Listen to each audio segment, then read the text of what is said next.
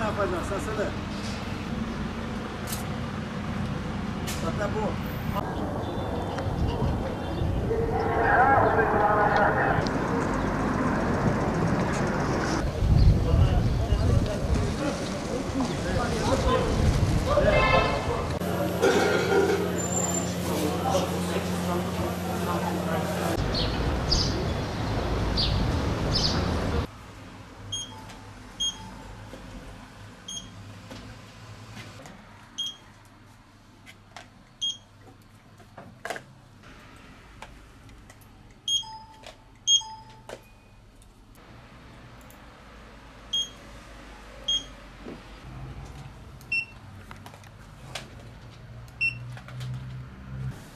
Bunu ben işleme yaparım. Biz raporsuz işleme yapabiliyoruz yani. 4 tane olacak.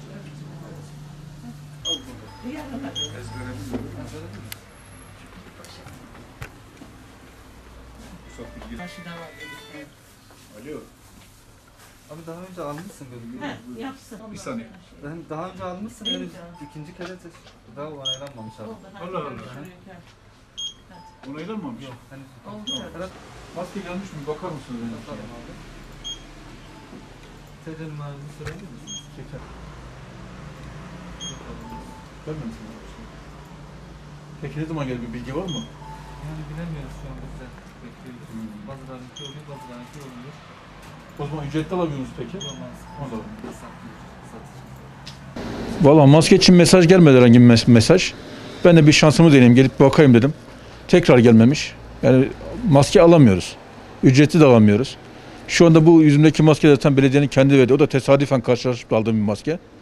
Yani maske konusunda mağduruz gerçekten de. Devlet yetkililerine buradan çağrıda bulunuyorum. Yani bu maske muammasıyla ilgili bir yardımda bulunsanız vatandaşa. Yani hiç kimse mağdur olmasın. Başka yerden maske elde etmek zorunda kalmasınlar. Yani bu konuda rica ediyoruz sadece. Hayırlı günler. Maske almak için gelmiştim.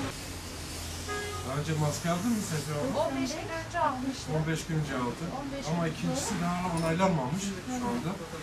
Maske yok, ne yapacağım? Vallahi yani onayı bekliyoruz. Ne zaman çıkacak da belli değil. Yani 10 gündedir ama biz de bekliyoruz şu anda. Yani ekmeğe markete gitmek zorundayım. Bir tane maskem yok. Sonra. Haklısın da yani bizde hani satış da yok. Yasak ya, o yüzden bilemiyoruz. 2-3 haftadır vaktimizin çoğunu ücretsiz maske dağıtarak geçiriyoruz. Çoğu eczacımız bu işi yapıyor, bütün eczacılarımız bu işi yapıyor ve bu durumdan da şikayetçi değiliz. Yalnız bazı sıkıntılarımız var. Bu sıkıntılarımız bizimle alakalı değil de özellikle yine halkımızın sağlığını düşündüğümüz için maske konusunda belli olmayan bazı konular var. Biz eczacılar olarak bile bazı konulara hakim değiliz. Halkımıza ne diyeceğimizi tam olarak bilemiyoruz. Yetkililerden bu konuda isteğimiz bilinmeyen noktaları bir açıklasınlar. Neyin ne olduğunu tam olarak herkes bilsin. Örnek veriyorum, şu anda bazılarına mesaj geliyor, bazılarına gelmiyor. Bu mesaj gelmeyenler ne zaman gelecek, niçin gelmiyor? Kendileri sorduğunda biz buna cevap veremiyoruz. Maske konusundaki belirsizliklerin çözüme ulaşmasını istiyoruz. Başka bir konu da bu pandemi sürecinde özellikle teması en aza indirgemek gerekiyor. Biz eczacılar olarak bir maske kodu ile 5 tane maske verme hakkına sahibiz. Maske veriyoruz. Bize zimmetli olan maskeleri ücretsiz bir şekilde. Ancak bir hafta sonra tekrardan lazım olacak. Çünkü bir hafta sonra bitecek, tekrardan lazım olacak. İlk başta dediler ki bir hafta sonra tekrardan bir alabilirler. Şu anda öyle bir sistem henüz açılmamış. Veremiyoruz. Hastalar ikinci defa gelmeye başladı. Hastalar ikinci defa gelince burada daha çok bir kalabalık oluşuyor.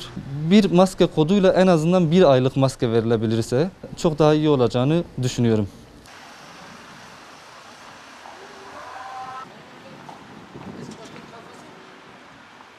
Yok, daha yeni şifre gelecek, ona göre alacağım.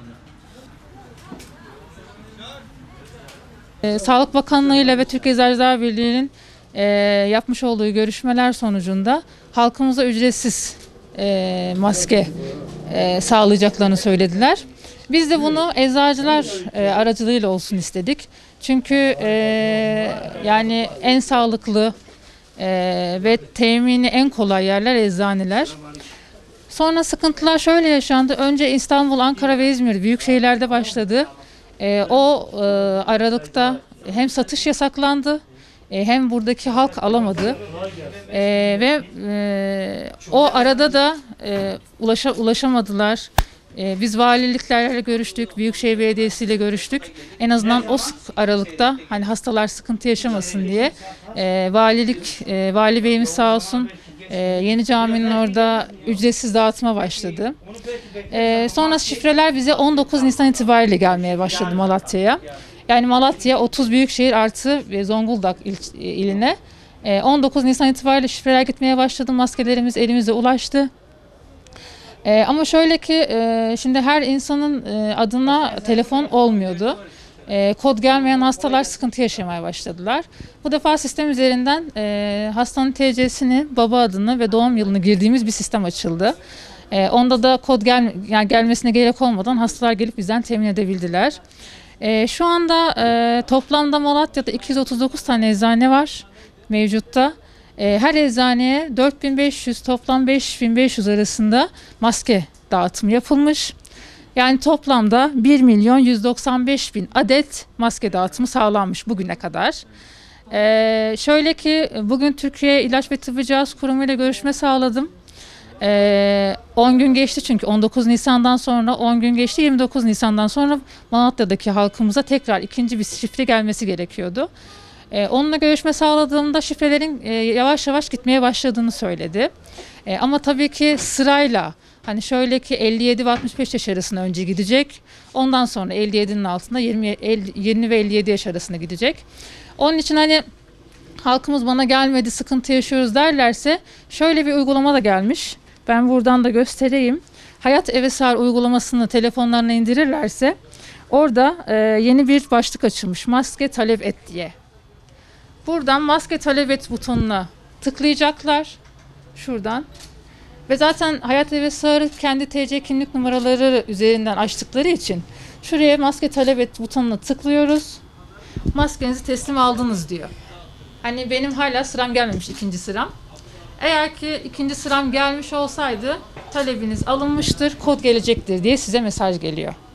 Hani eğer ki sağlayamazlarsa hani kod gelmedi, alamadık, sıramız gelmemiş derlerse de mutlaka bu Hayat Eve Sağır programını indirsinler, oradan maske talebi yapsınlar. Sağlık Bakanlığı'yla görüştük, Eczacılar Birliği görüşme sağladı. Büyük ihtimalle belli bir fiyat belirlenecek, belki 2 lira, belki 3 lira. Bu fiyatın üzerine çıkılmayacak şekilde artık eczaneler satış yapabilecekler diye. Ama henüz bize bilgi gelmedi. Ama hani biz halkımızın yaşadığı sıkıntıları sürekli dile getiriyoruz. Türkiye Eczacılar Birliği de bu konuda Türkiye İlaç ve Tıbbi Cihaz Kurumu'yla, Sağlık Bakanlığı'yla görüşmeler sağlıyor. En yakın zamanda büyük ihtimalle satışlara serbestlik gelecek ama tabii ki halkımızın mağdur olmayacağı şekilde, fahiş fiyat olmayacak şekilde. Bunda da büyük ihtimalle firmalar, sağladığımız firmalara belli bir fiyat gelecek. Belki 1 liraya gelecek en fazla bize. Biz de 1.25 ya da 1.5'a satış sağlayacağız.